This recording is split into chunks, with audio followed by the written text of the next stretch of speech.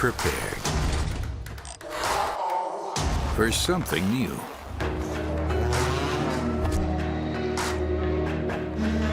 Everyone is different. So are you. Stay straight. No masquerades. Do things that you'll remember. You can push too far, but stay fair. Stay on track. Give it your all. Get to the bottom of things. Decide what's right. Don't believe in what the others do. Find it out for yourself. Be close to it all. Bring your heart along.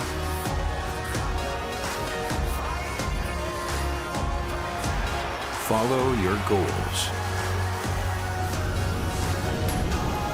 Reach for the stars. Turn the weekend into the loudest party of your life.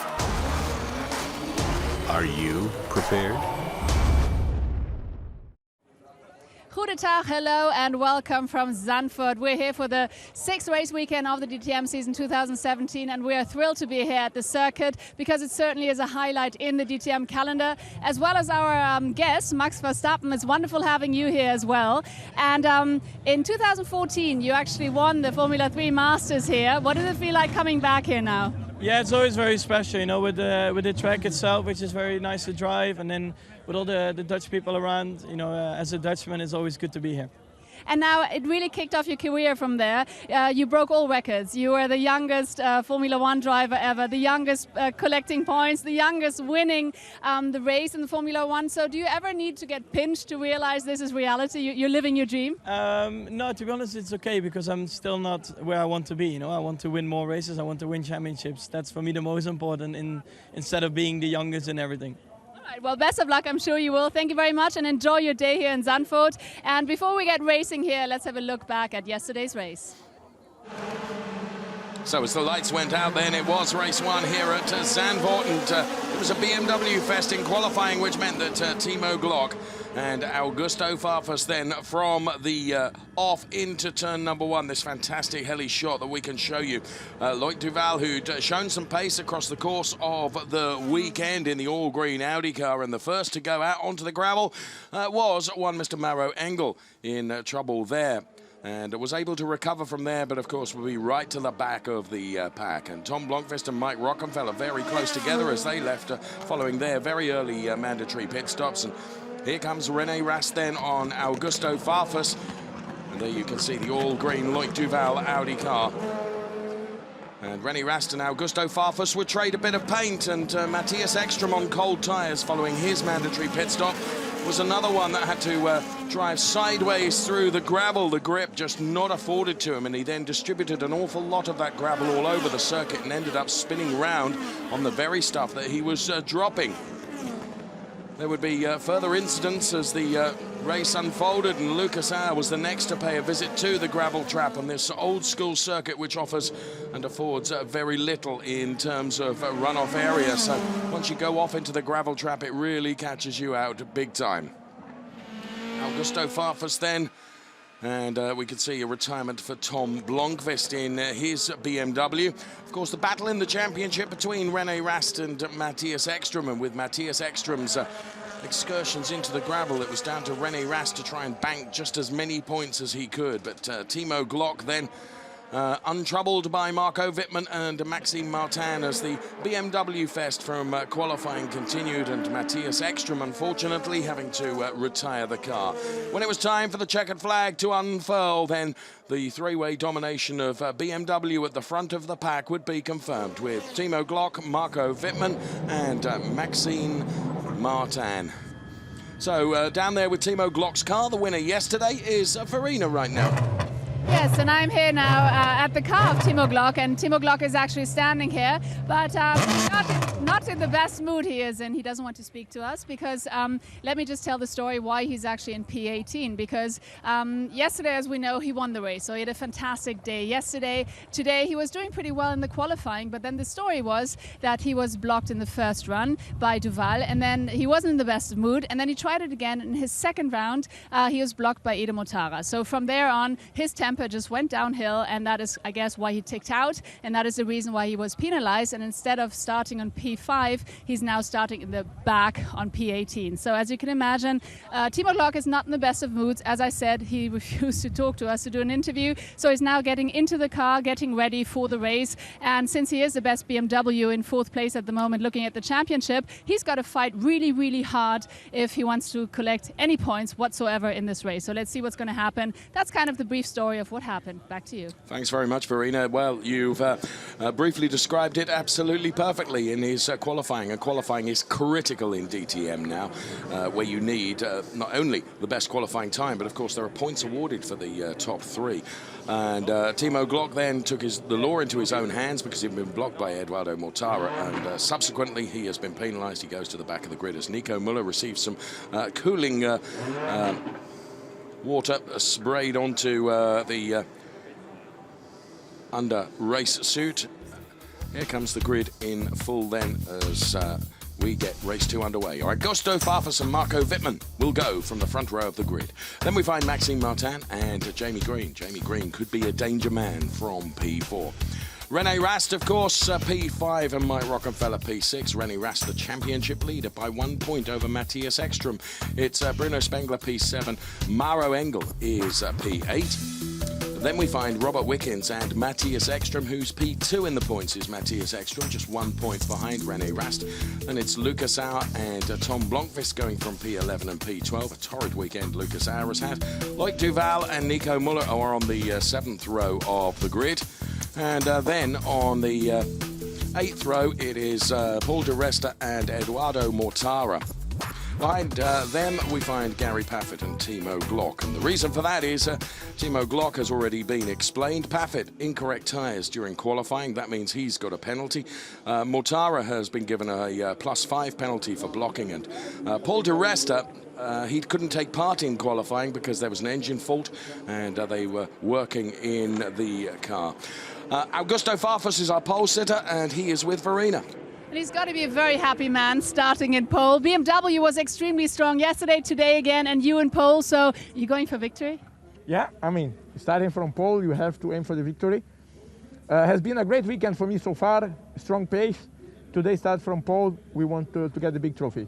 Best of luck. Thank you very much, and back to you. Thank you very much, Verena. Augusto FARFUS then, the best results he's had in the season so far. A P6 yesterday and a P7 in the second race at Norrisring. So 1 point behind René Rast then in the championship at the moment is Mattias Ekström.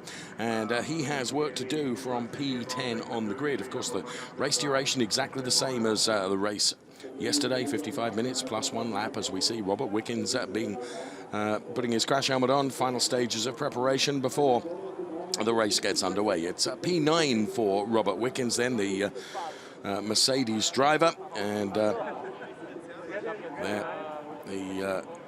his brand teammate Maro Engel, who has had a fairly solid weekend here, if I'm honest with you. Of course, the race yesterday was a big disappointment because he ended up turfed out into the gravel, but Maro Engel's pace during free practice and qualifying has been very impressive. 1 place ahead of Maro Engel is Bruno Spengler, the BMW driver, and there Bruno Spengler takes on some fluid before getting into the car. And then we see Mike Rockefeller. He goes from P6 on the grid, and another Audi driver that could be a danger man from that position. It will be interesting to see in terms of strategically who decides to pit very, very early on in this race. Found yesterday that the tyre wear is such that once the tyres have degraded, they reach a point where they stay fairly static for the rest of the race. René Rast then from P5 on the grid, and René Rast then leads the points on 114, as I've mentioned previously, just 1 point ahead of Mattias Ekström in P2. Jamie Green, he finds himself P4 on the grid, and as I mentioned in our grid animation, could be a danger man from that position on the grid. Only time will tell.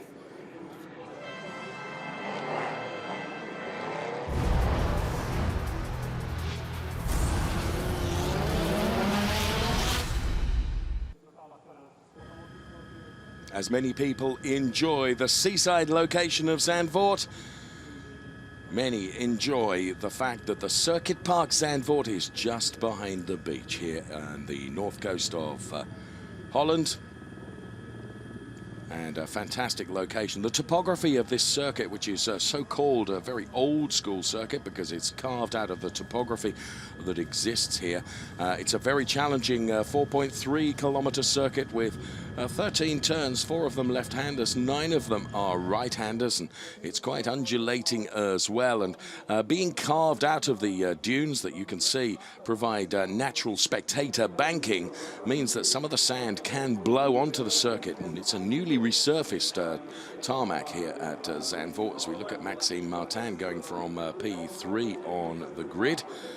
And just seeing on our message screen alongside me, motorsport journalist Lee O'Gorman, we have a pit stop penalty already of a 5-second time stop penalty. Who's that for? That is for Edo Mortara. Now, Mortara's already had a penalty for blocking Jamie Green in qualifying 1. And as you mentioned a few moments ago, the incident with Timo Glock was actually instigated by Mortara getting in the way. In the meantime, Augusto FARFUS' boss, if you like, is the BMW head of motorsport, Jens Marquardt, with Verena. Now, it's absolutely unbelievable how strong BMW is yesterday and today. But to be honest, today the story, I think, is another one we need to talk about. Timo Glock and the situation and the penalty. And he didn't want to talk to me. So is it just the bad mood he's in? Or is it better for him not to talk about it? What is the situation and how do you judge it? Well, I think he's obviously not very happy right now. I can understand. It's a harsh penalty, I have to say, yes. There was blocking from both sides, but I wouldn't say there was anything that endangered anybody. But this is the judgment. We have to accept it. And now we have to try our best from the very back. Alternative strategy and see. But still, we have 3 guys up front, and this is what we have to count on. They have to do a job like yesterday, and then we'll see. But it's going to be tough. All right, thank you very much. Best of luck, Jens Marquardt. And back to you. I'm going to grab Uli Fritz in just a second. Okay, we'll stand by for the head of Mercedes Motorsport, Uli Fritz. But in the meantime, Timo Glock, of course, that penalty, whether it deserved or not, I have to say, I think his behaviour was extraordinary, truthfully, as he took the law into his own hands. And what it does mean is in the Drivers' Championship, Timo Glock, look, who is P4 in the Drivers' Championship, the best of the BMW drivers, and he's done himself actually no favours at all because he's got very, very hard work to do from the very, very back of the grid when we know that the car and the driver were showing fantastic pace. So very interesting. Of course, the other driver was Eduardo Mortara, but Mercedes do seem to have suffered a lot of penalties today, and let's find out more because Verena is with Uli Fritz. Yes, I'm here with Uli Fritz and Dieter Gast just shaking his hand. Mercedes-Benz caught a few penalties there. So these are 2 stories we need to talk about. The one story with Edo Mortara. What do you think about the incident with him and Timo Glock? No, I think he just didn't, he wasn't noticed or not aware that that Glock would come, and he was on a quick lap. So he tried to move over, but I think it was too late. Yeah, and what we saw afterwards, I think we don't have to discuss. I think that's just not the way we should handle it on a sporty side. So you think that the penalty is fair, putting him in P18, Timo Glock? I think it's not on my side to judge that, but I think, yeah, you need to behave in a certain way, and maybe we didn't see that today. And the other story we need to talk is about the qualifying of Paul di Resta. He couldn't start because his car was damaged. What was the problem, and did you manage to fix it? Yeah, in free practice we had issues with the engine, and then we decided to change the engine, which in the end means that we will go back in the grid, which is also not a nice one. So yeah, 2 lost chances, especially with Gary being disqualified for a wrong tire on the car. Shouldn't happen, will not happen again, I think, but yeah. A tough day, but best of luck, Uli Fritz. And now let's get racing. Back to you guys. Thanks so much, Verena. Well, we got the answer to most of the stories there. You did a brilliant job. And wow, those penalties being issued to Mercedes-Benz. Leo Gorman alongside me then. I must disagree with Jens Marquardt quite a bit. I think that was quite a deserved penalty for Timo. I thought Uli Fritz there, the Mercedes boss, he was actually much more political about it. He said, yeah, hey, it's not my decision to make whether I think it's right or wrong. Regards to the PAFFETT penalty, it's actually down to they used a tyre, what the tyres they used in free practice too. They're actually supposed to be handed back to the supplier Hankook, and it looks as if in qualifying they reused a tyre from that session. when it should have been banked and brought back to Hancock. Now, this is interesting, isn't it? Because of those penalties, Paul di Resta, who didn't even set a time in qualifying, actually finds himself going from P15 on the grid because Mortara, PAFFETT, Glock all going to be behind him. And the thing with Mortara, as we were about to say a few moments ago when Verena was with Jens Marquardt, Mortara, I believe, is the initial penalty here. He's got an additional 5 seconds to his pit stop, and that's probably for the blocking of Glock. So obviously he's not going to serve another penalty on the grid, but he will serve 5 seconds. He will stop an extra 5 seconds when he comes in for his mandatory pit stop later in the race. Well, the cars are off on their formation lap. Let's get down to racing and forget the politics just for a moment then as the cars wind their way around this fantastic old-school Zandvoort circuit here. Some 4.3 kilometers, as I've mentioned, 4 left-handers, 9 right-handers. The grid in graphics for you at the bottom of the screen. And we're reaching the sharp end of the championship here with 2 races to come at Nürburgring, then the Red Bull Ring in Austria, and then the glittering finale at Hockenheim. And that's Tom Blomqvist, who has clattered into one of the sponsor boards. And Tom Blomqvist is on the side of the track. Now, one of those sponsor hoardings you can see. Now, Blomqvist does manage to get himself going again. Now, if the car is... Well, there's a lot of debris there. What? He's gone off. He's gone off one side to the other, hasn't he? What on earth has happened there? Well, I mean, I don't think that's actually on the circuit. Is that on one of the inroads? Well, he's certainly gone off, hasn't he? Now, if Tom Blomqvist can get going again, and providing the car is satisfactory, to the best of my knowledge, it's not. Look, there's a door missing, so he's making his way back to the pits now, and they will attend to that car straight away. Of course they will, but I was just wondering, with all that debris, although it's only polystyrene, I accept that, dependent upon where that is. If you're right, if that's a runoff area, it's no problem. If, however, it is on the circuit, I wonder whether we're going to see potentially another formation lap. And well, the door's well and truly open, aren't they? Certainly on Tom Blomqvist's car. Whatever way you painted it, it's just an extension of what a very, very difficult and tricky year that Tom has had so far. A lot of races just unfortunately haven't come together for him, and that's the kind of mistake he doesn't need. He wasn't that far ahead of the actual field, because the field are already slotting in onto the grid slot. So I'm wondering where he lost it. Of course, he should have been going from P12 on the grid. Well, certainly the cars are lining up as if the debris all over the track is not going to be a problem to them. You can hear Jens Marquardt in discussion there, and we go into the Audi garage with Dieter Gas to the left-hand side and Uli Fritz to the left-hand side of the Mercedes-Benz one. Pole position, it's Augusto FARFUS then, and to his right is Marco Wittmann. Now, Marco Wittmann actually has the inside line going into turn number 1, but of course, Augusto FARFUS is a car length ahead of him. So the green flag waves from the marshal at the rear, which means the start sequence gets underway. We have 4 lights. We have 5 lights. When they're out, we will be away and racing. It's a good start for Marco Wittmann, and somebody bogs down as Maxime Martin. That bogs down right at the start. Hopefully everyone avoids Maxime Martin, but Marco Wittmann is going to get the lead. Look at Jamie Green. He's on the inside of Augusto FARFUS. So it's Wittmann, FARFUS, and then it is Jamie Green. So Marco Wittmann has converted that P2 into P1. Augusto FARFUS sells into P2. Jamie Green wasn't quite able to wrestle that P2 place away as they all head on the turn 3 now, heading uphill and then downhill into the back part of this circuit here. The DTM race gets underway. Timo Glock already trying to make amends for earlier indiscretions and try and get himself as far up the order as he can. Augusto FARFUS already under a real threat from Jamie Green, but Marco Wittmann is streaking ahead and trying to build up as much of a margin as he can. Another one with a very, very good start. Lucas Auer, will keep an eye on him, and Mattias Ekström as well. Of course, it's crucial for Mattias Ekström in terms of his points haul, and it's also crucial for René Rast and his points haul as well. The second driver who stopped there, I believe someone gets a wheel on the grass, got off, someone's gone off and rejoined. Bruno Spengler was very slow away from the line as well, lost a couple of positions, but it's the bunch up the field has actually allowed Paul di Resta to jump up to 10th place already. That's remarkable from Paul di Resta, who of course started P15. It should have been because he wasn't able to set a time in qualifying at all. So as the cars snake through now and about to complete the first competitive lap in this 55-minute race plus 1 lap, we're on board now with Lucas Auer, who's chasing down Mattias Ekström. Augusto FARFUS comes in for an early pit stop. Who else is coming in for an early pit stop? A number of cars. We can see another 3 streaming into the pit lane now. Spengler, di Resta, 4 in the pits. Now, we need to take into account you need around 28 to 29 seconds to actually do a clean pit stop. That's to slow down, get your tyres changed and speed up again. Bruno and then Spengler. you will probably lose maybe 4 or 5 seconds on your out lap because there's no tyre warmers. These tyres are cold. You're not going to have the grip. So if you need to take into account possibly 33 seconds as we see. Oh, side by side, Gary Paffett and Lucas Auer. So Lucas Auer was very, very slow.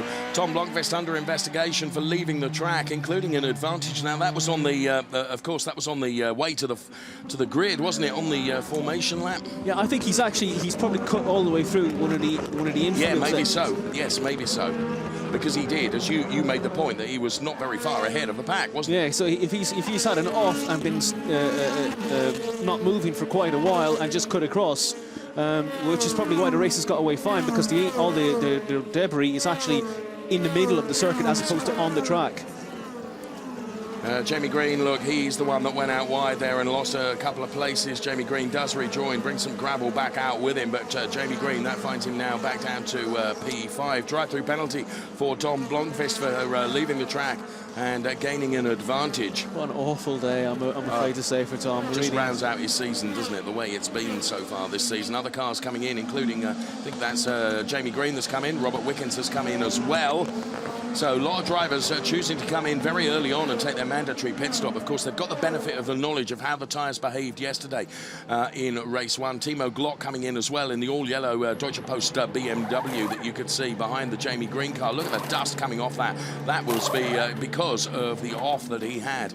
And here they are with Timo Glock. This is not a blistering time, and very nearly an unsafe release there shortly from Jamie Green. I think they're going to be looking at that as an unsafe release. He almost went into the side of the Robert Wickens. Robert Wickens, who was leading just ahead. This is an interesting opportunity for Glock. You know, you can see how little grip he has.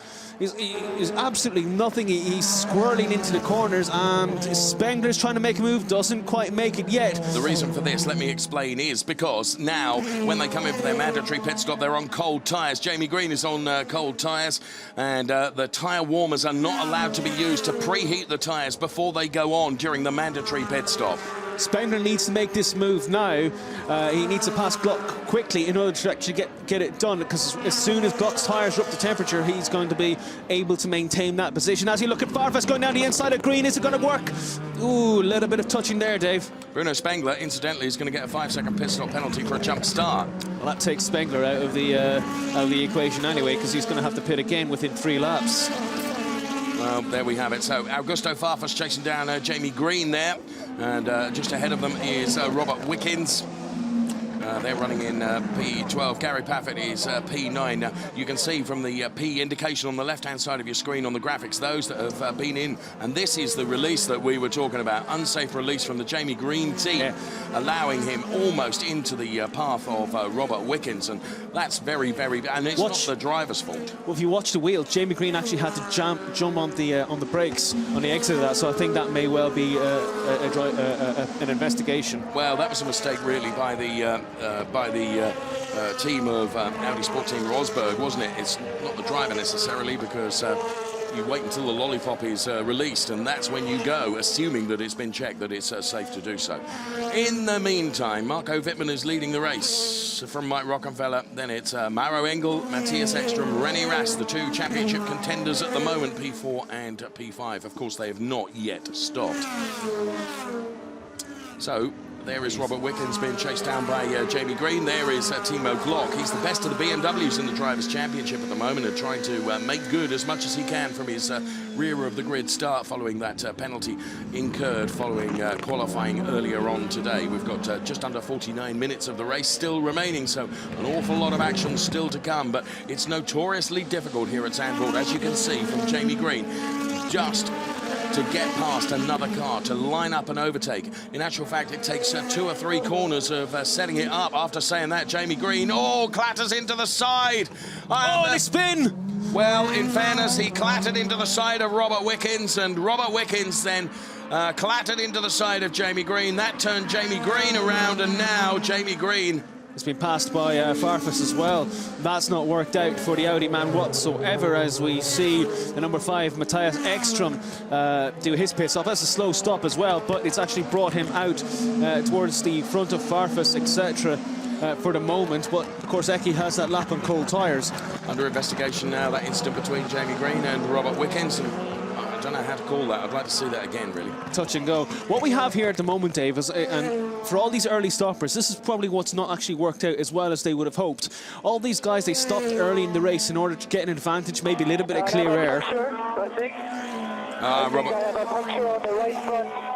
That contact with Jamie Green means that Robert Wickens thinks that he's got a puncture. That will be disaster for Robert Wickens. Look, he's being passed by Maxime Martin, about to be passed by Timo Glock, and also one of the pink liveried cars that is run by Lucas Auer and then Bruno Spengler, and it's just a nightmare, isn't it? There's Paul di Resta.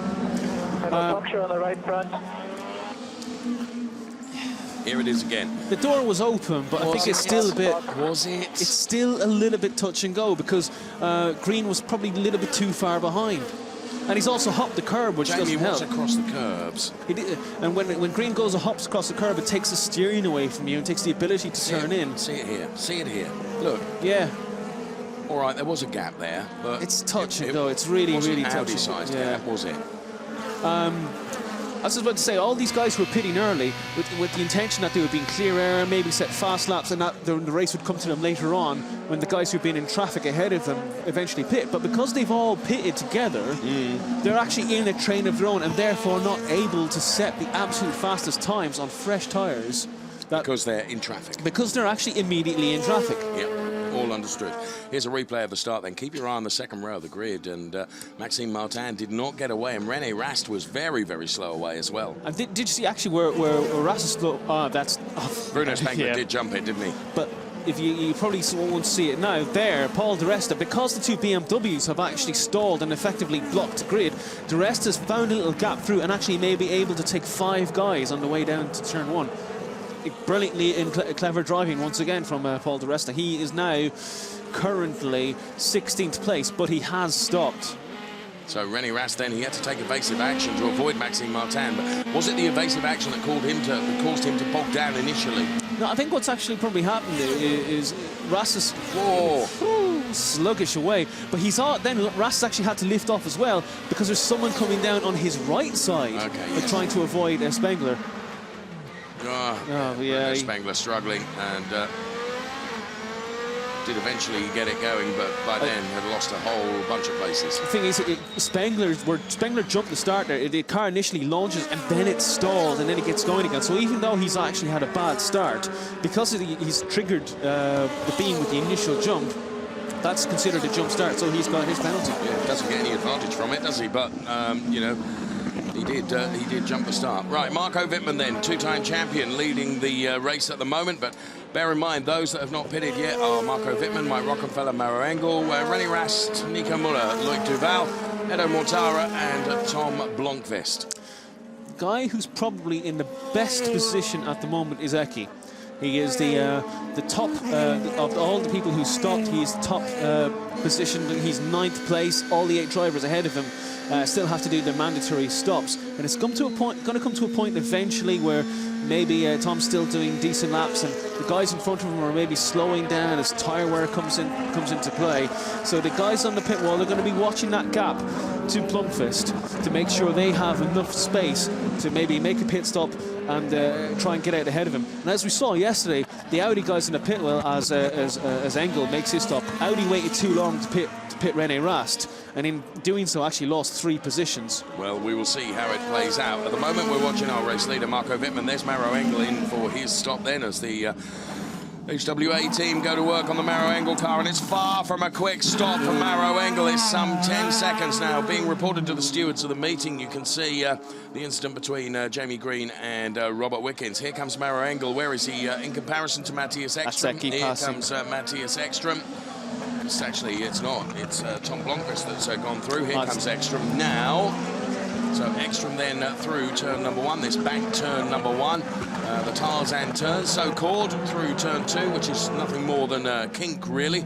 Bear in mind, Maro Engel now is going to be on very, very cold tyres, where Mattias Ekström's tyres are up to operating temperatures. So Maro Engel is going to do his best to stay these few car lengths ahead of Mattias Ekström for the moment, even though he's on colder tyres, because the more adhesion or the more heat that he can put into those tyres, all of a sudden he becomes very, very competitive, and Mattias Ekström will have a struggle of a time to find a way past him. I think Eki's just far enough behind. Yes. Engel's got this solid, so they're probably going to look at that gap.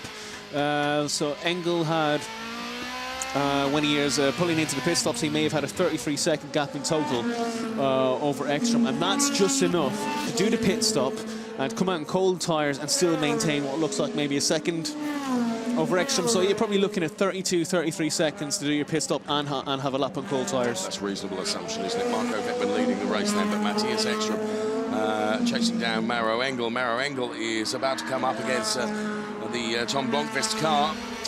And this is probably the most optimum time to actually have a pit stop, Dave. It's 7-8 laps into the race, because now we're at the stages just over 42 minutes left in the race. What tyres you put on now will still actually be good enough to last the rest of the race. You will have initial top speed, it'll drop down a little, but then your tyres will plateau and you'll be do a decent lap time for the rest of the running. Eki closes in on Maro Engel now. He is quicker than Maro Engel, it would appear. So Mattias Ekström in the Audi, and Maro Engel in the Mercedes-Benz ahead of him. Let's keep our eyes on this as they make their way through turn number 3. Climb uphill now. We stay on board with Mattias Ekström. There is the Maro Engel Mercedes-Benz. There is the Audi of Mattias Ekström. Bear in mind, he's P2 in the points.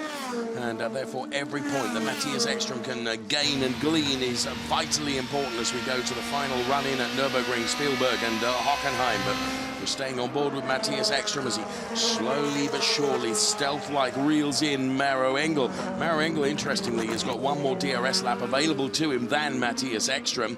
It was 11 versus 10, as we saw on the graphics just a moment ago. A little mistake there from Mattias Ekström. The back end just a little bit snappy. He controlled that superbly experienced driver, of course, Mattias Ekström. So too, though, Maro Engel. And here it's very, very difficult to find a place where you can overtake. Into that chicane is potentially one of them, but Mattias Ekström, nothing like close enough to be able to put a move on. In comes René Rast. In comes Nico Müller now, the two Audi drivers.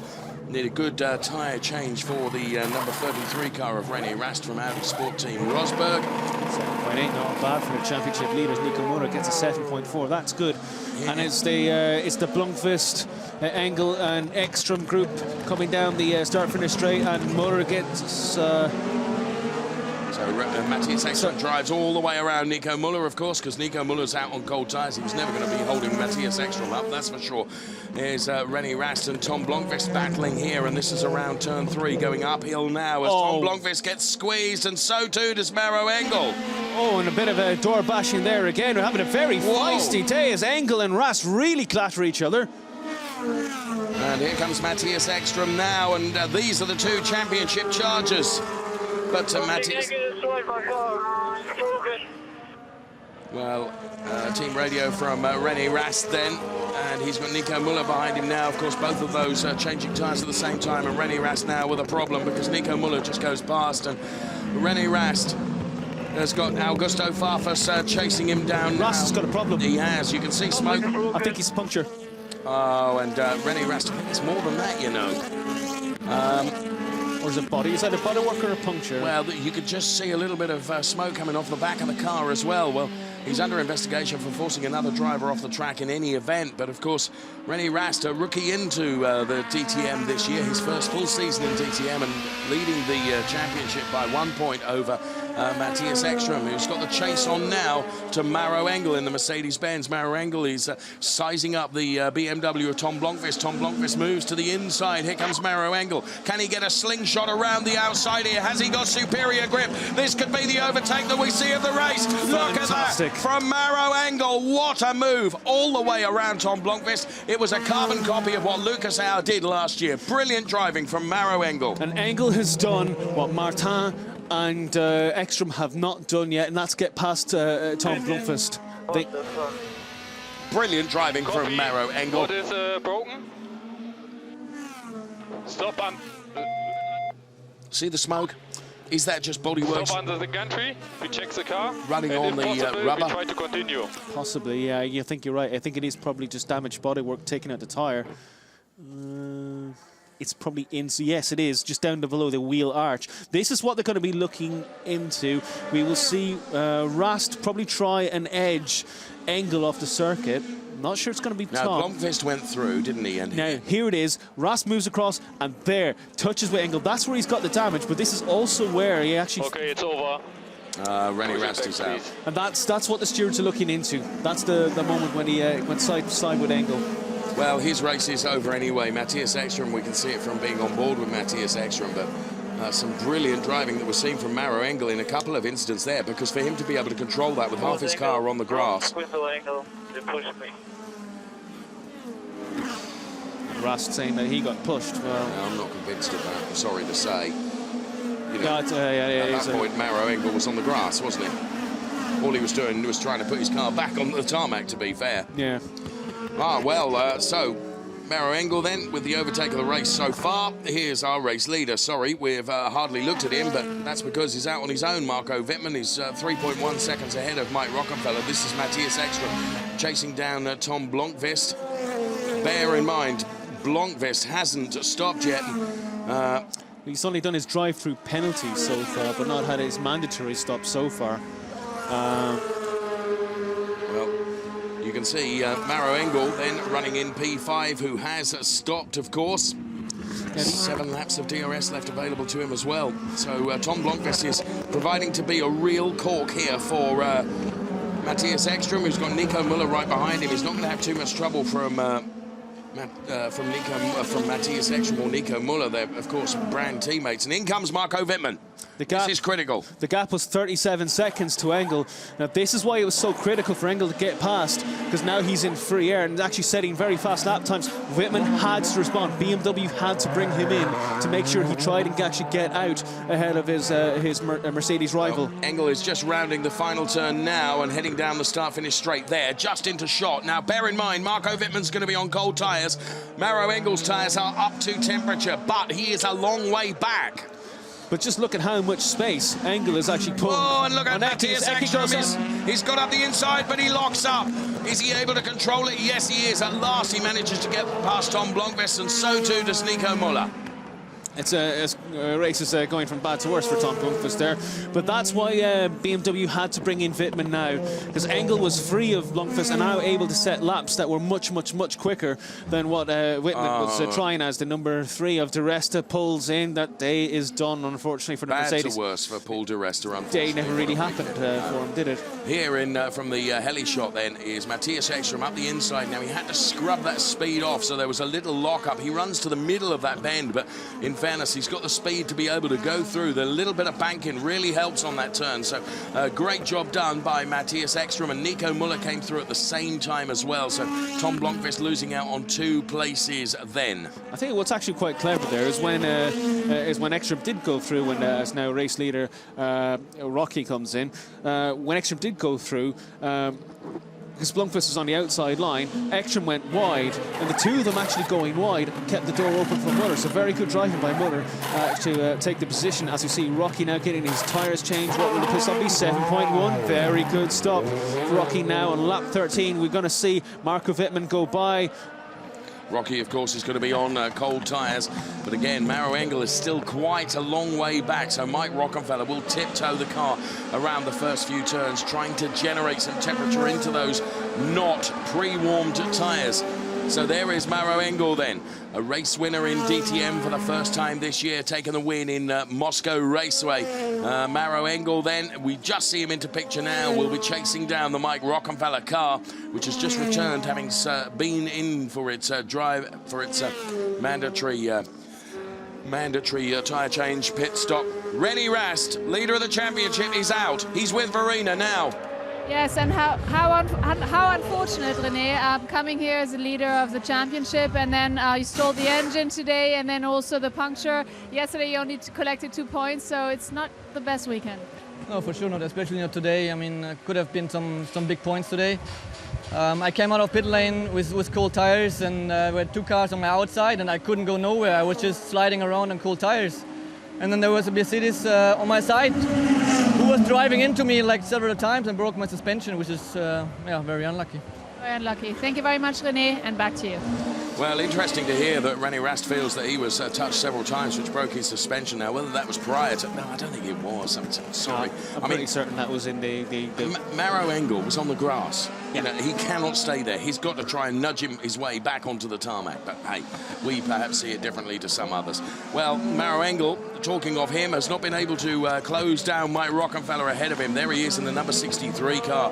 The car of Maro Engel, engineered, of course, by the HWA team for Mercedes-Benz. And those that have not stopped, who are nominally the leader and P2 in the race, Loic Duval and Eduardo Mortara. Mattias Ekström, we can see in the Audi, the number 5 Audi, is effectively P4 at the moment.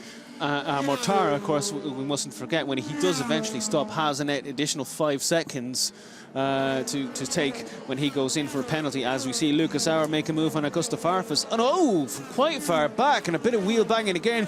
And is he going to lose out to Spengler? Well, Lucas Auer then dives to the inside of Augusto FARFUS, as you say. That did come from a long way back, and there was a little panel rub between the two of them, but Lucas Auer did get the job done, and Bruno Spengler trying to take advantage as well, potentially. You can see Augusto FARFUS tried to turn in there, but was unable to do so because the gap that he was trying to turn into was full of the Mercedes-Benz of Lucas Auer. Let's go on board with Lucas Auer right now. And Lucas Auer then chasing down the all-yellow machine of Timo Glock that you can see ahead. You can see the pace advantage that Lucas Auer has got over Augusto FARFUS now that he's got past that BMW. Through the chicane he goes, turns 10 and 11, the Audi S. And across the line comes Marco Wittmann, and then it is... oh, is there a problem for Maro Engel? Maro Engel with a problem. Damage.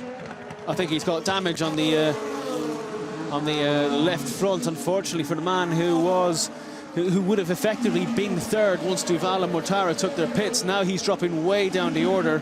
Oh, what a shame. Maro Engel then. Now, I wonder if that's a consequence of the coming together with René Rast. And maybe a slow puncture, potentially. It was on the left side, so that would actually make quite a lot of sense, wouldn't it?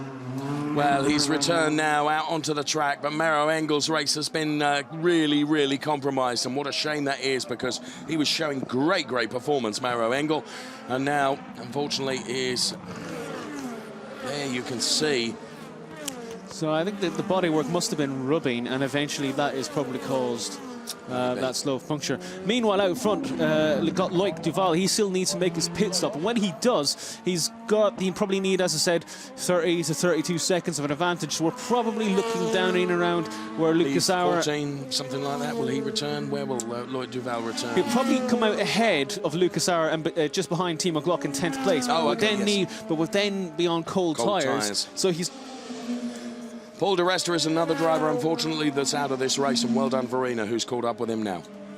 Yes, Paul, this morning you couldn't start in the qualifying because you had a problem with the car, and then they exchanged the engine, and yet you had to stop the race. So was that because of the incident before, or what was the problem?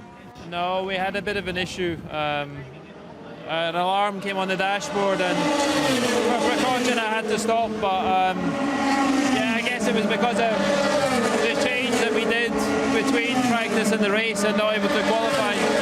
Something wasn't quite right, and we had a bit of an issue. Whether it was linked to what happened this morning as well, I'm not sure, but it was the right thing to do, because it could have been quite nasty if we'd carried on.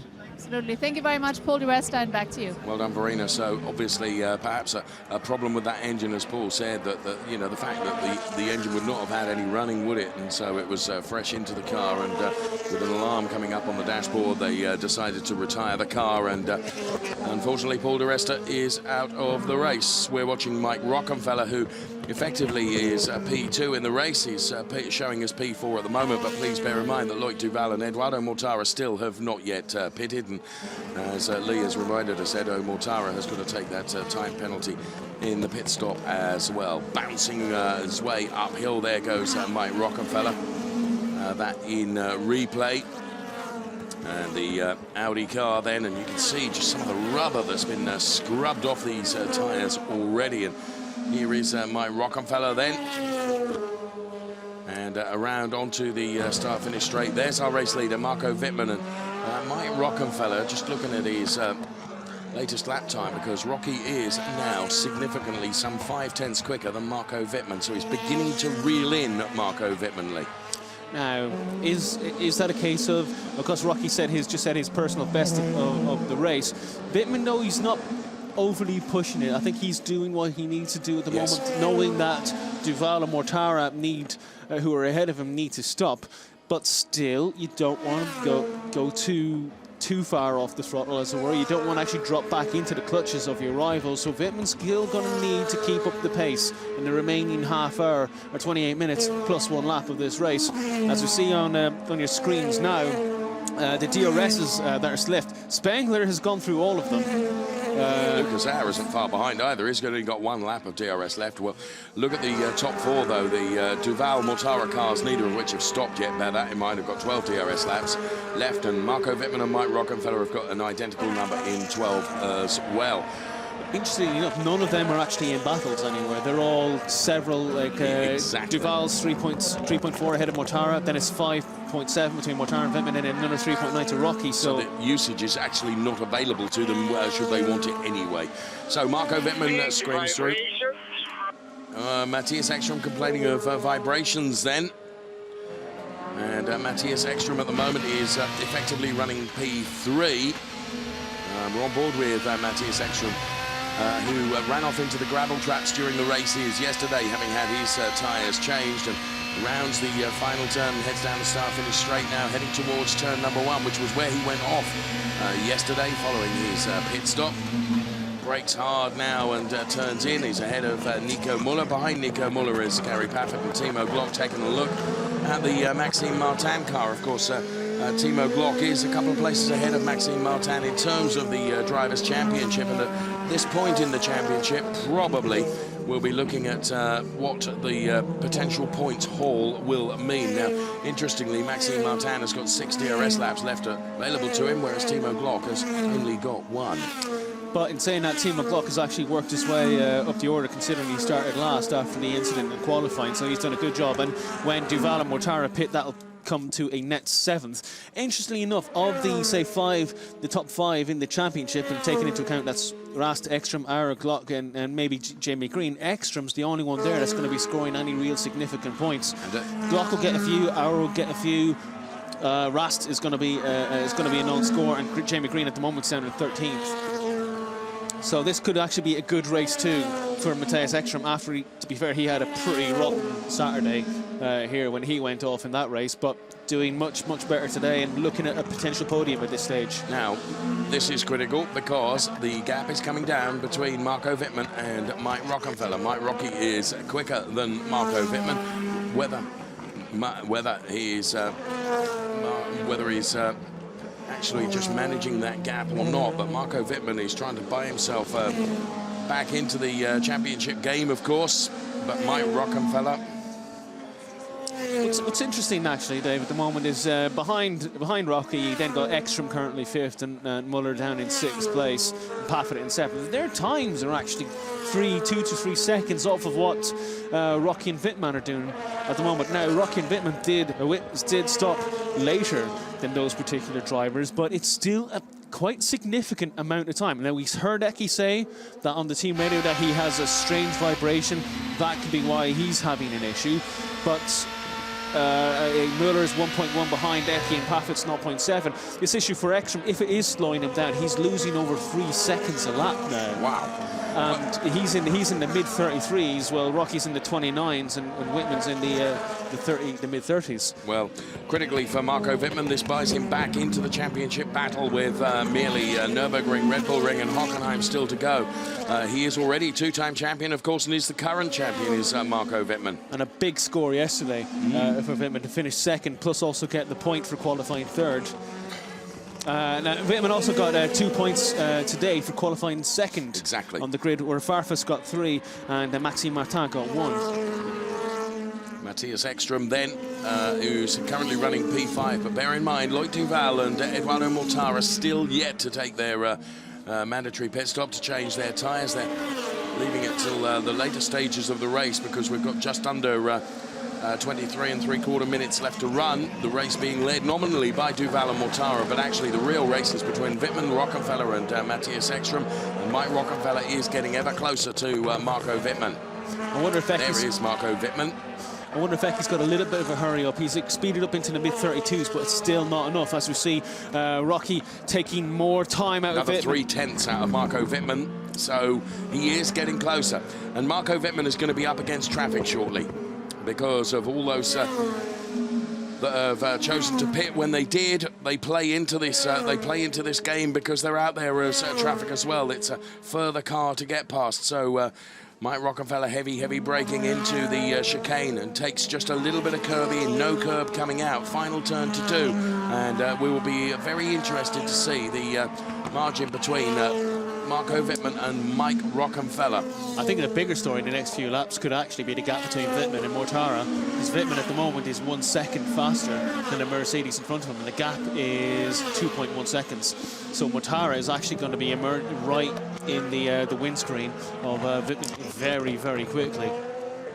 Well, there is Mike Rockefeller. We follow the Schaeffler liveried Audi around turn 1, then turn 2, that little kink, and up to turn 3, and then from the uphill section begin to go downhill then on this really rather incredible roller coaster that is the Zandvoort circuit, the circuit park Zandvoort, and making very short work of Eduardo Mortara there was Marco Wittmann. Wittmann actually, I think Mortara must have gone off, because that's actually a massive amount of time, but there's something wrong with Mortara. Yes, he's slow. He's very slow. There's something very wrong there with the Mercedes car, because he's got no pace coming over the hill either. So I think that's there's a problem there.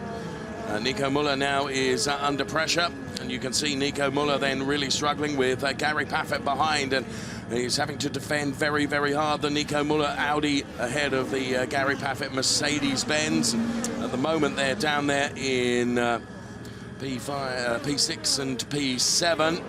With Nico Muller with more DRS lap availability to him than Gary Paffett. And there is Mattias Ekström. And of course, Nico Muller acting as a bit of a wingman in many respects to Mattias Ekström, although Gary Paffett is untroubling them in terms of the points haul at the moment. Mortara's dropped 13 seconds in the first 2 sectors of this lap, so I can imagine he's wrong with that. Yeah, he's going to be going straight into the pits. With that issue that's taken him. He would have actually, when he did pit, he would have come out really far down the order. Coming in. So waiting to hear on the team radio what Edo Mortara and his engineers have got to say. All we could hear was coming in. And we know that to be the case because, as Lee has suggested, the pace drop-off has been huge. Right, Lucas Auer chasing down Timo Glock now. Here comes Edo Mortara then into the pit lane. So the only one that's out there now that has not pitted is Loic Duval in the number 77 Audi. So, yeah, Mortara dropped half a minute on that lap, so whatever it is, it's probably it's either a tyre wear or maybe something's wrong with the car. So it's unfortunate for Mortara, but they've made him take his 5-second grid penalty anyway. It's got to be done. Got to be done. But this actually takes one of the roadblocks out of Wittmann's way, because Wittmann was catching Mortara. I wonder, wasn't maybe it just a tyre gone down then? So whether it was a slow puncture. Yeah, it would have sent him straight back out. But yeah, it takes one of the roadblocks out of the front of Wittmann. Although Wittmann is 3.1 behind Duval and going 1.1 seconds faster than the Audi. There you can see Loic Duval, and there is Marco Wittmann, and there's Mike Rockefeller once again. But look who's first and look who's third. Are they not two Audis? Loic Duval. I wonder if all of a sudden that will become very wide as Marco Wittmann approaches, because they'll keep Loic Duval out there now, and hopefully what it will do, it will allow Mike Rockefeller to get ever closer to Marco Wittmann. Mike Rockefeller suffering from a vibration as well in that car that's center screen right now. But still doing laps in 1:30. It would not surprise me if they keep Duval out for an additional. And even it'll eventually probably cost Duval a good position in this race. But if it helps bring Rocky into the potential for a race win, and Ecky's still there in 4th place at the moment, although still very much slower than the leading trio. This is an opportunity for Audi to steal something from Wittmann.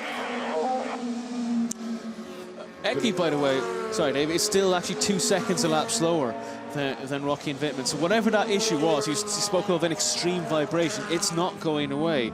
So that'll be actually something to watch as the race comes down. There's still just under 20 minutes left in this race, so there's still a long way to go and a long way to manage a vibration in your car. Yeah, you're right. So there is Loic Duval then, who we're expecting that Audi will now keep out, perhaps for longer than they anticipated, because what it will do, it will act as a real favour to Mike Rockefeller and also potentially to Mattias Ekström as well, because it will allow them to get much closer, particularly Mike Rockefeller to Marco Wittmann. So Marco Wittmann will be up against the back of Loic Duval, because Wittmann is significantly quicker by almost a second than Loic Duval. As the back end of the Lucas Auer car there, I think it was, that was just very loose as he continues to chase down Timo Glock there in the other BWT liveried Mercedes-Benz. There's Mattias Ekström, here comes Nico Müller, then it's Gary Paffett, Maxime Martin, Timo Glock, and then Lucas Auer in that little train of cars. Paffett needs to get by Müller. Müller at the moment is actually, to a degree, is also acting as a bit of a blockade for Mattias Ekström there. But if Paffett gets by Müller, I'd see that Mercedes going right up close to the Audi. And because Eki is still struggling with an issue, yes, that could actually be a challenge that maybe Eki will not be able to hold off. But we will see as they come streaming across the line. There's a bunch of Audis, BMWs and Mercedes all together fighting for positions in the top. Well, effectively, it is for the podium, because Eki will eventually go to third when Duval pits. Well, Loic Duval staying out currently, and that's exactly as we expected it, trying to read the strategy that the manufacturers will be using. Here comes Marco Wittmann then, who is getting right onto the back of Loic Duval now, and of course he's going to inevitably slow, because he's got to try and find a way past Loic Duval. It's hard to overtake here. That's one of the places where he could do it, but he's nothing like close enough to be able to. That means that Mike Rockefeller is getting ever closer. So there is Loic Duval, who's effectively leading this race, but of course he isn't, because he's got to do his mandatory pit stop around the Arie Luyendyk turn then, and heading down to the start-finish straight now. There is Mike Rockefeller, who's chasing down the Marco Wittmann car, and Marco Wittmann now needs to find a way past Loic Duval. He's not close enough into Tarzan turn, and Mike Rockefeller showing another 4/10 of pace over Marco Wittmann. Now Marco Wittmann is going to have virtually an entire lap behind the Loic Duval car. Is there problems there for Lucas Auer? Lucas Auer's race is over, and yeah, puncture, and the rubber very nearly coming off the rim of the Lucas Auer car as he tries to nurse it back to the pit lane, and hopefully we'll get back to the battle that involves Loic Duval, Marco Wittmann and Mike Rockefeller, because that's critical in how this race is going to pan and to play out. So Lucas Auer then having to nurse that Mercedes-Benz back. Here's Loic Duval, there is Marco Wittmann. I'm surprised in a sense that they're actually going to bring Duval in this time around. I would have thought they may have left him out for another couple of laps to help bring Rocky right into it, because Rocky himself is not going to be quite close enough yet. But it's done a good job. It's actually closed the gap right up. There's only 1.6 seconds between Wittmann and Rocky at the moment. Well, we will see. There is Marco Wittmann all over the back of Loic Duval, but Loic Duval all of a sudden is much slower through that section. He's sitting on the apexes and really not allowing Wittmann through at all, and Marco's lost quite a bit of time. And Marco's got very cross on the team radio, as you would expect him to around the final turn. Loic Duval has done the job that they wanted him to do, because now Mike Rockefeller is right on Marco Wittmann as they head towards the Tarzan turn number one. You can push, you come out in front of Eki and Müller, and they are struggling with tires. You come out in front of That's Eki Moser and looks Müller, on they're then as tires. Mike Rockefeller is chasing down Marco Wittmann. Marco Wittmann all of a sudden has to turn the wick back up again, because he knows the predatory Mike Rockefeller car is right behind him now. We've got just under 15 minutes of this race remaining. Now, what did Wittmann say on the team radio? He said puncture, but I must admit, he's still going flat out. Rocky was, they had a little bit of a missed opportunity there, because Wittmann was actually getting the DRS as well from Duval as they came over the start-finish line and was able to maintain that lead. But Rocky didn't use it. He still has a full complement of DRS for the DRS laps for the next 14 minutes. He needs to start using them now because he's going to run out of laps eventually. Yeah, you'll run out of laps before you run out of DRS because Mike Rockefeller has not had the opportunity to use them. I was just intrigued by that radio message from Marco Wittmann. So there is Marco Wittmann then being reeled in by the Audi of Mike Rockefeller. So through the chicane they go. The Audi S turns 10 and 11, and Mike Rockefeller right on. And it's now that Mike Rockefeller will start setting up a move that will actually play out through turn number 1. But he needs to get a bit closer to Marco Wittmann than this.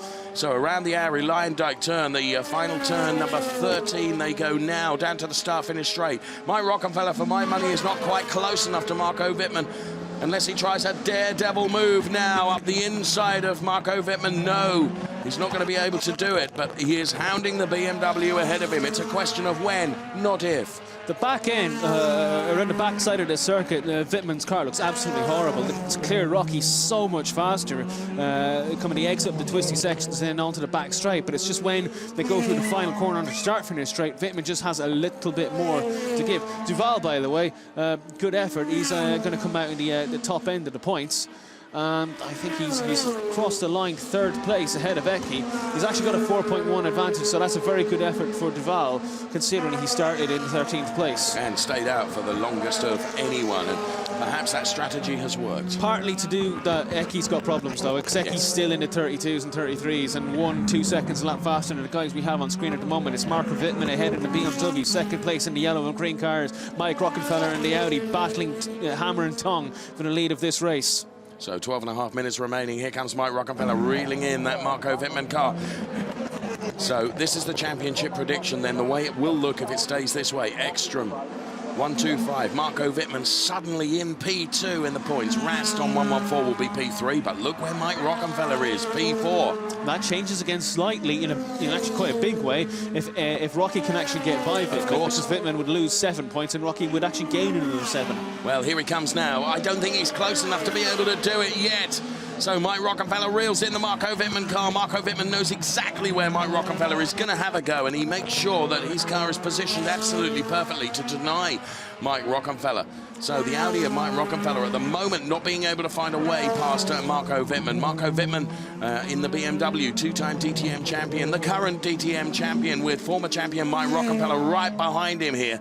And the number 99 car of Mike Rockefeller, who is doing everything he can to try and find a way past that car of Marco Wittmann. It's not to be. Of course, you remember Mike Rockefeller was on the receiving end of that horrific crash at the Norris Ring, which broke a metatarsal in his foot. And Mike, with a very, very brave attitude, did race in the Moscow Raceway, and we didn't think that he necessarily would. Now, who have we got traffic-wise coming into this mix? That's Robert Wickens. He's almost a lap behind. Is Wittmann really sliding his car through? But let's not only could this be a potential blockage for both Wittmann and Rockefeller, it's also a DRS opportunity for Wittmann as well. Yes, it is. For at least one lap until they get by and put a lap on him. And Auer, of course, in 16th place is already lapped, and they've already passed him. Now, Wittmann's been getting a very good exit out of the Arie Luyendyk Benz, the final set of corners, as we see Loic Duval, 3rd place, at the fastest lap of the race on fresh tyres. Great effort by Duval, but again, we see now Wittmann has just enough out of the final corner, but Rocky is closer. He is closer. He's using another DRS, but it's not enough. Wittmann is getting good enough traction out of the final corner to actually make enough space down the start-finish straight to actually keep holding the lead. But Rocky's fastest in the wrong parts of the circuit. He's fastest. Which means that potentially Rocky has got to look for somewhere else to do it, hasn't he? Absolutely. He needs to probably have set it up so he can do it possibly coming on the back straight, because he's such good traction in the bendy parts before the start-finish straight, or before the back straight, sorry, when they go into the chicane. Meanwhile, we see Eki 4th, Muller 5th, Paffett 6th, then Martin 7th, Glock 8th, Farfus 9th, Spengler 10th. And of course, Nico Muller is in that perfect position to advantage Mattias Ekström, because he's effectively he's acting as a wingman there, protecting Mattias Ekström from the clutches of Gary Paffett and Maxime Martin and Timo Glock. And there is Augusto FARFUS. So Timo Glock P8, Augusto FARFUS P9, and there you can see how the laps of how the times have changed on the last 3 laps. So there's another place where potentially Timo Glock could have a look at Marco Wittmann, but if anything, the gap is bigger now than it's been for a little while as Marco Wittmann and Mike Rockefeller continue to battle. They've both found their way past the effective back-marking car of Robert WICKENS, but here comes Mike Rockefeller once again, and we know jolly well that he's nothing like close enough to be able to try and move on Marco Wittmann. Now the front of the Audi really bounces down the start-finish straight here at Zandvoort, whereas the BMW front end seems to look a little bit more stable. But it's on now where Mike Rockefeller reels in the BMW when they head down to the back of the circuit around this roller coaster part now and start heading down to the back through turn 3. Now Rocky looking just a little bit raggy there as he ran out very, very wide, but he's very, very close to Marco Wittmann now. And can he do anything around the back of the circuit here? But you can see he's so much more quicker in parts of the circuit on the back end. But only in parts. But only in parts. But I think probably getting to the point now where the tyres are actually beginning to age a bit because they've been out on those tyres for 20-something odd laps. So maybe the advantage that Rocky did have maybe 4 or 5 laps ago is probably gone away. Probably beginning to ebb away. But Wittmann is clearly faster. When he comes out of the, as you see, Wittmann and Rocky actually pitted on lap 12, 13. So yeah, they are 20 laps old, thereabouts. But Wittmann's getting such a good exit out of the final corner. It's giving him more speed coming down the start-finish straight, and it's just a higher pace coming into the first corner. And as such, it's giving him almost a 2/10 advantage in the course of the entire first sector.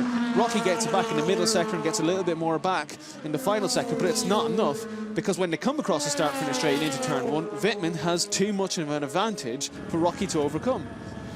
Well, DRS laps available. Marco Wittmann has 11. Mike Rockefeller has 8. And Mike Rockefeller reels in once again Marco Wittmann, but you're absolutely right. It seems to be the exit of turn 13 where the traction of the BMW seems superior, doesn't it? Better exit out of the turn, which actually prevents Rocky from being able to get close enough. And he's gone a little bit wide there on the exit of the race. So I wonder maybe if it is a case of Wittmann's actually probably held onto his tyres a little bit more. He's been less aggressive, shall we say, and Rocky's been really pushing hard to try and catch Wittmann. And it's thereabouts, still only 4/10 of a second as we see. Mattias Ekström still being able to nurse this vibrating car very, very well, isn't he? Or just diving out of the slipstream of Bruno Spengler there was Jamie Green, who's had a lackluster performance since the start of the race. Of course, the Bruno Spengler car that we're on board with now. Bruno Spengler running back there in P10, the final points paying place. Not a bad effort actually by Bruno Spengler when you think that he had got a penalty for a jump start, but also stalled on the grid, losing positions there, has taken his drive-through penalty, yet is still actually 10th place. I mean, he started 7th, so he's lost 3 positions, but considering, it's actually not bad effort in the end. Well, Wittmann is not yielding to the pressure of Mike Rockefeller, that is for sure. Rocky's used yet another DRS now as he attempts to retake. Doesn't really matter, does it? Because what have we got? We've got 6 minutes plus 1 lap of the race remaining. So I think the point you made earlier, he could use them all, and he would actually run out of laps, wouldn't he, before he'd be able to use them all? At this stage, yes, definitely. I think there's not enough laps left to make this work. Super slow-mo is Marco Wittmann and Mike Rockefeller both attacking the curbs through the turn 10, the Audi S, and super slow-mo shot of these DTM cars, looking absolutely magnificent here at the old-school circuit park at Zandvoort. And there you can see the P1 indicator in the quarter light of Marco Wittmann's car. Wittmann, of course, reigning champion and champion in 2014, has not actually won a race this year. He's had the 2nd place yesterday, and he's had... Whoa, sideways for Jamie Green, forgive me. Just as he was really reeling in Bruno Spengler, he had to pile on the opposite lock to control that slide. Thank you, very nice. Wrong step, tire pressure dropping. Wrong step, tire pressure dropping. Here it is, watch this as into turn 1 they go. And there's Bruno Spengler, and Jamie Green then having to pile on the opposite lock to try and control that slide. But it started when Spengler actually went for a move, a dive to move down the inside of Farfus, didn't quite make it, and Green probably found himself in a position where he normally wouldn't be and lost the back end. Now, critically, we heard on team radio just a moment ago that Mattias Ekström reporting tyre pressure losses. He's struggling now. Tyre pressure dropping. Ecky's down in the 33s now. He's really struggling for pace. He's 3.5 seconds a lap slower than Duval just up the road. I think if Muller, Paffett, etc. get past Ecky, they will shoot down the road in a moment. But Muller can't actually make the move because he's busy watching Paffett, who's just behind him, the Mercedes man, trying to get past. There's a batch of 4 Audis there, by the way. You got Rocky in second place, Duval third, Ekström fourth, Muller fifth, and Muller is the only one under pressure at the moment, and he can't pressurize or get past Ecky because he's actually racing in his mirrors to a degree and trying to keep Paffett behind. But Ecky's struggling now. He really is struggling, and now Gary Paffett is coming into this because Nico Muller, of course, will get ever closer to Mattias Ekström. Gary Paffett needs to try and muscle his way past both of them, of course. Marco Wittmann leading from Mike Rockenfeller. The margin between them is just 0.6 now. Ecky lost 1 second on that final sector alone. But it's really backing Muller up into Paffett, but they're trying to keep Ecky out there, aren't they? And they keep his points-paying position. We've only got 3 minutes of the race remaining, and Gary Paffett now getting very frustrated behind Nico Muller, trying to find a way past. Paffett needs to pass now. He needs to get past now, because once he does, if he gets past Muller, I think Ecky's going to be a sitting duck. Yes, I think you're right. Which is why Nico Muller is playing the game that Nico Muller is playing. Absolutely, and he's not been as aggressive with Ekström as another brand would be, but Paffett's not going to have any of those kind of worries whatsoever. As you see, Robert Wickens, he's going to jump into the pits lane for the third and last time. I think that's day over for him. But meanwhile on screen, Ecky's still there, 4th place, Muller 5th. Paffett challenging Muller. Now, will he be able to make a move this time round? Because Muller is slowing so much, kind of to hold, to keep Ecky in 4th place. Well, around the final sequence of turns now, here comes Mattias Ekström, nursing what is a very non-100% car, that's for sure. Nico Muller, Gary Paffett. Gary Paffett now. Is he going to try and sell Nico Muller a dummy and go to the outside and then dive to the inside? Mattias Ekström really struggling with this car. Mattias Ekström, P4. There is Nico Muller, who is P5. Gary Paffett is P6. Now, we do see a retirement for Robert Wickens. You're quite right. It's just 4/10 between Marco Wittmann and Mike Rockenfeller at the front of the pack now, but we refocus our attentions. Well,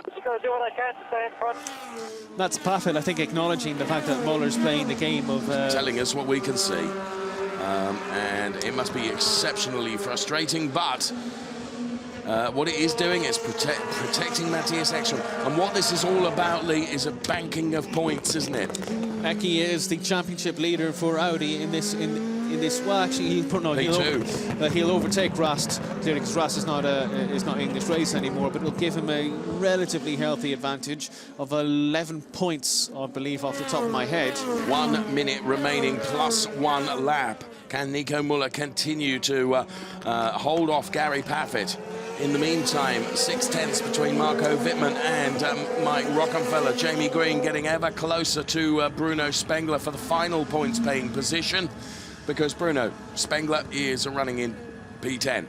And a note, Dave, championship standings as we have at the moment, René Rast not scoring, Mattias Ekström 5th place, and look at Muller's clearly on another line on the circuit because it's actually creating that blockade, as it were, for Paffett just behind. Well, they're queuing up, There's 6-7 cars behind now, and Mattias Ekström there in the number 5 car, which we already know has got dropping tyre pressures. It's got a vibration issue, and it's got a huge queue of cars behind it, and right at the back of that queue is Jamie Green behind the Bruno Spengler BMW. Bruno Spengler ahead of the Jamie Green Audi. Bruno Spengler has ahead of him the Augusto FARFUS and Timo Glock BMWs. Wittmann and Rocky are still 6/10 as they cross the timing line now, as this is the last lap. It's now or never. In actual fact, Marco Wittmann pulled 3/10 away from Mike Rockenfeller on that last lap. So we see, as I said, Rast top of the championship, not scoring. Eki at the moment, 4th place, he's 2nd in the championship. Auer, 3rd in the championship, not scoring. Glock, 4th in the championship, only down in 8th. Green, 5th in the championship, not scoring. Martin, 6th in the championship, only 7th in this race. Marco Wittmann, 7th in the championship, leading the race. Exactly. This will bring him back into 3rd place. As we have said, Bruno Spengler and Jamie Green have had contact. We just saw the smoke come off the back of that contact. Well, they're both still out there. This is the last lap, of course. And Marco Wittmann has probably done enough against Mike Rockenfeller. So there is Mattias Ekström, this queue of cars now. Nico Muller doing a great job. Here comes Gary PAFFETT. He's going to try and slingshot around the outside of Nico Muller, being so frustrated. This gives him the inside line for the next turn. This could be a great move for Gary PAFFETT, but Nico Muller sticks his elbows out as well. And he is side by side with Mattias Ekström. And he is doing a great team job here. And Gary PAFFETT is getting oh so frustrated. Well, you can hear that on the team radio. Gary PAFFETT getting so frustrated. And Marco Wittmann, he takes the win from Mike Rockenfeller. Yes, Mike. Yes, good race. Like Duval, despite an off, should be able to take P3.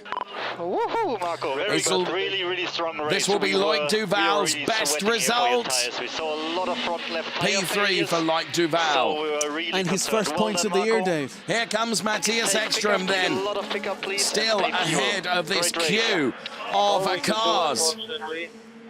And Mattias Ekström then, and he is going to buy Nico Muller a pint, I should think, after today's race, because Nico Muller has done a fantastic job.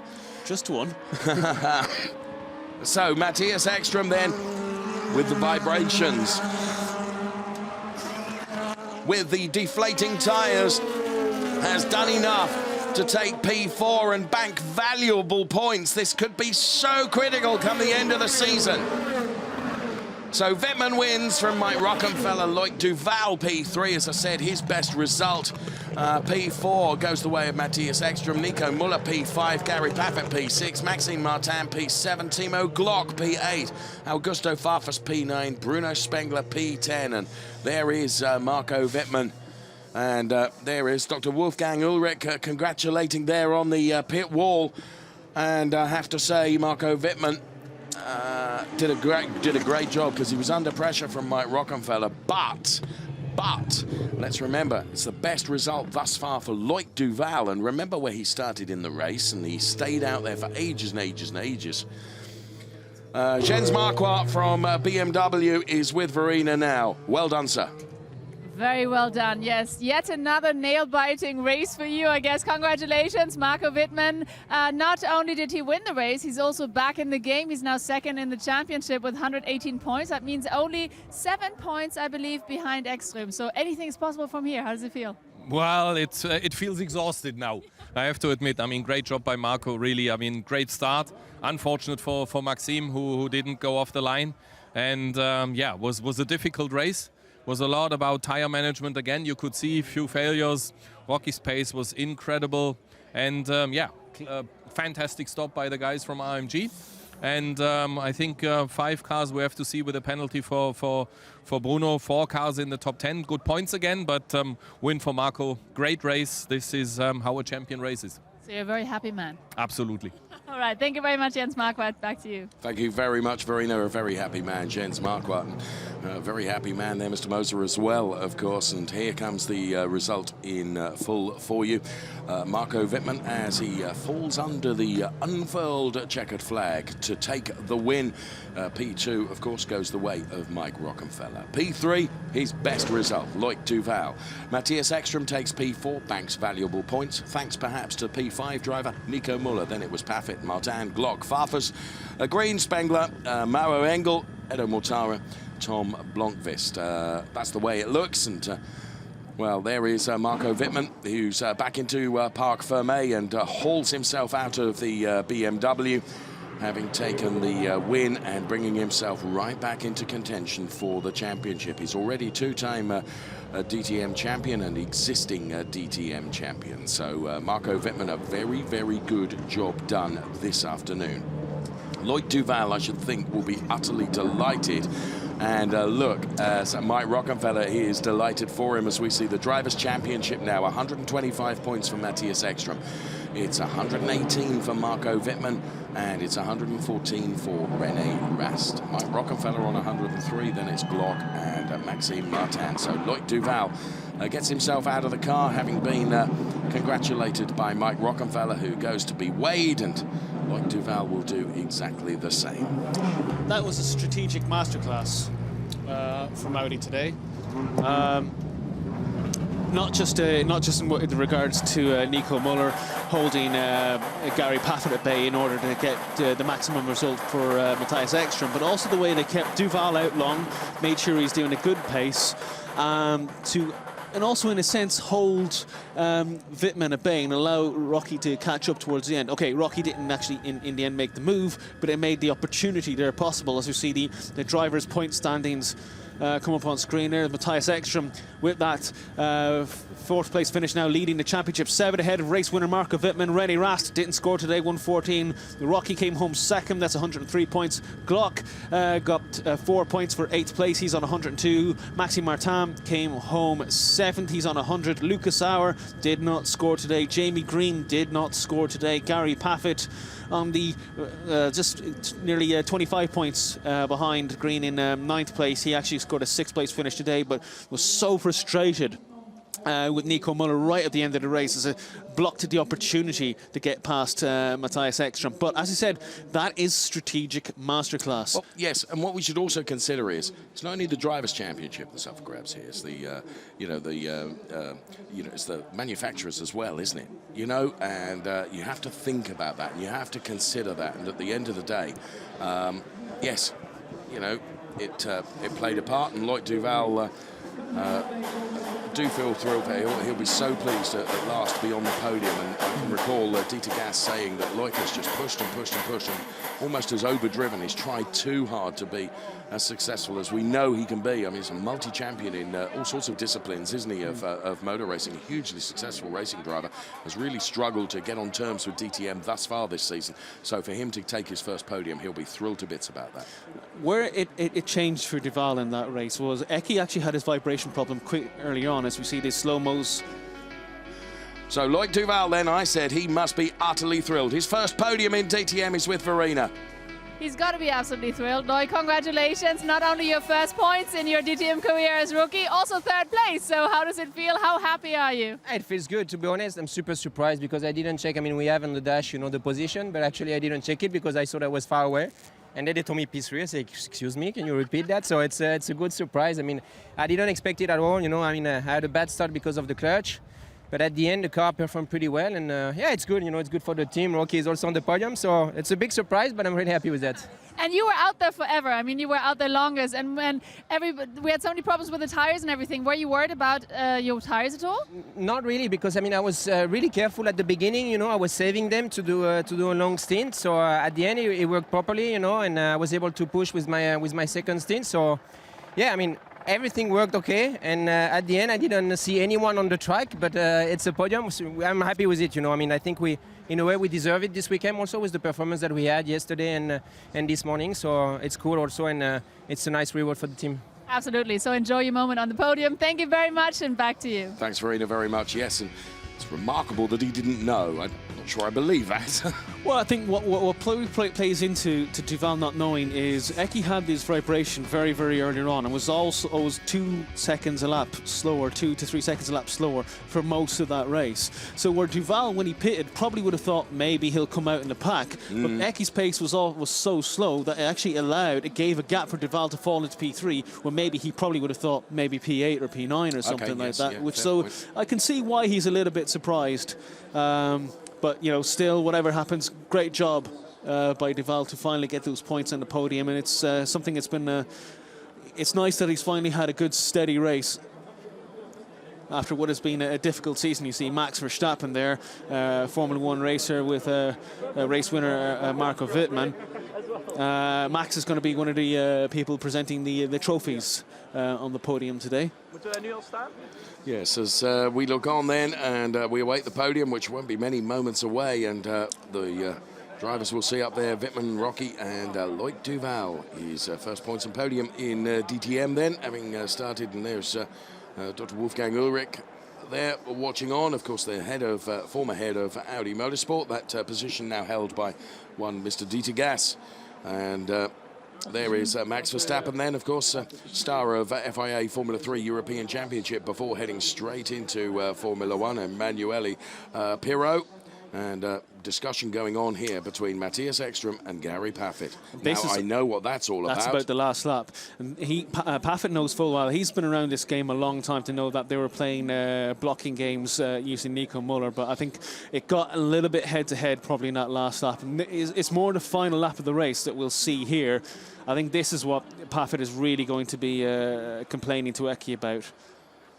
Well, in fairness, you know, you can understand why Gary would feel so aggrieved that, you know, the team game was going on, or shall I say the manufacturer game was going on there. But, you know, were that on the Mercedes foot, would it have played out any differently? Oh, absolutely not. And if it were the other way around, I'm sure Eki would be a little bit disappointed too.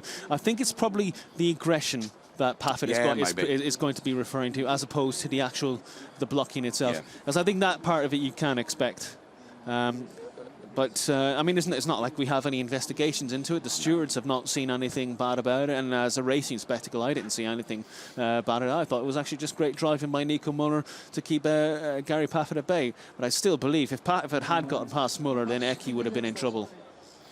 Yeah, I think maybe. Well, of course, we will never know, will we? As we await the podium, we're not many moments away from it, I can assure you of that.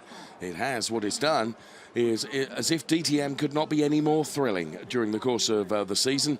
It's opened up the championship once again. And, of course, from here we head off to the Nürburgring for the next two races in DTM for 2017, as hundreds and thousands of spectators here lining the dunes to watch the racing, and Marco Wittmann sprints to the top step of the podium.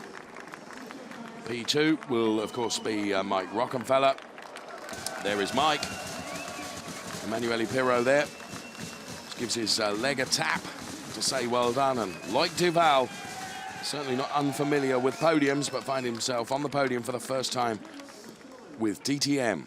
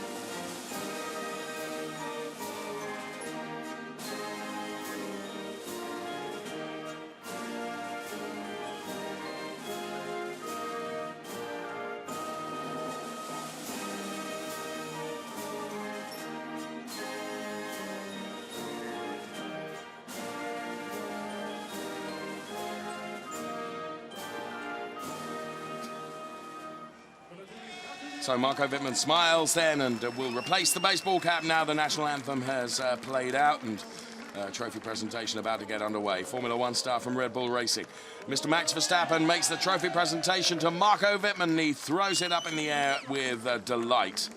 Next up, it's going to be Emanuele Pirro then that makes the next trophy presentation, which goes to Mr. Reinhold then. Mr. Emanuele Pirro, of course, former Formula 1 driver, and now very much in charge at the FIA in terms of looking after driving standards with Formula 3 League.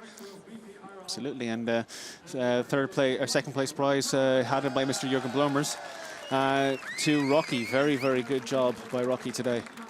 Okay, and Loic Duval is going to receive the third place trophy from Niek Meyer, the mayor of Zandvoort, a very welcome guest to this fantastic podium because of his fantastic town and racing circuit here at the circuit park. So trophy presentations done and dusted, and stand by. Here comes the Henkel Trocken to be sprayed once the dignitaries have got out of the way, and the grid girl thinks, oh no, I'm not going to go for it now, then I'll back up. And you can see the painted smile on the face and thinking, I just want to get out of the way here because I know I'm going to get soaked. Well, remember what happened to, I think it was one of the grid girls in the F3 race earlier on today. Absolutely showered. Which is probably why she's looking to run very... No! Well, to be fair, they weren't perhaps as hard on her as some others were earlier on today, to be fair. So, well, there we have it. Loic Duval enjoying his podium moment in DTM. Marco Wittmann gets a soak in. So does Stefan there from the team, winning BMW team, of course. And, one soaked grid girl makes her way behind the podium.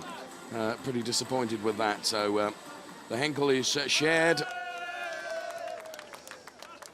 It's actually not too elevated a podium here, is it? So the bottle drop is relatively safe. There, you can almost reach up and touch. We've seen both of us on podiums with a much bigger drop. Okay, Mike Rockenfeller, well done, sir. He is with Verena now. Yep, he certainly is. He's still drying his trophy, and then he's all ready for an interview. Congratulations for second place. Absolutely fantastic. And it also means you're fourth in the championship at the moment. Oh, there's your son. Very proud son. So you're fourth in the championship, meaning you're only 22 points behind Eki. So from here, really anything is possible. How does it feel, Rocky? I mean, it's okay. Honestly, I always said it's way too early to look really on the championship standing. You just have to see how quick it will change, and it's changing all the time from day to day or race to race.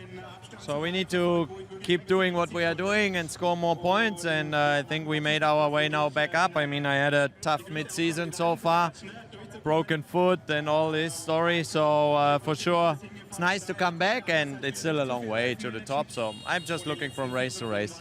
You're still limping a little bit, but your foot's doing good? Yeah, I was expecting better, to be honest, but I decided yesterday to break with it, with the left foot again, and it worked quite okay. I lost a little bit on the hard braking zone, but I managed to do the best I could, and hopefully from now on it just gets better. You still got a few weeks, so is that the future of racing down there? I hope not, to be honest. I hope he does something else.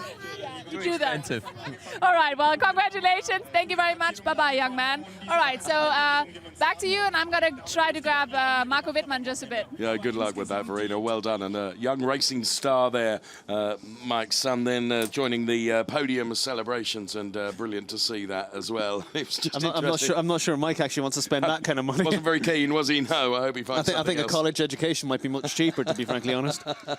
Oh, brilliant stuff. Well, it was interesting, actually, to learn from Mike. This is, you know, he went back to left foot braking today because in Moscow he had to use his right foot.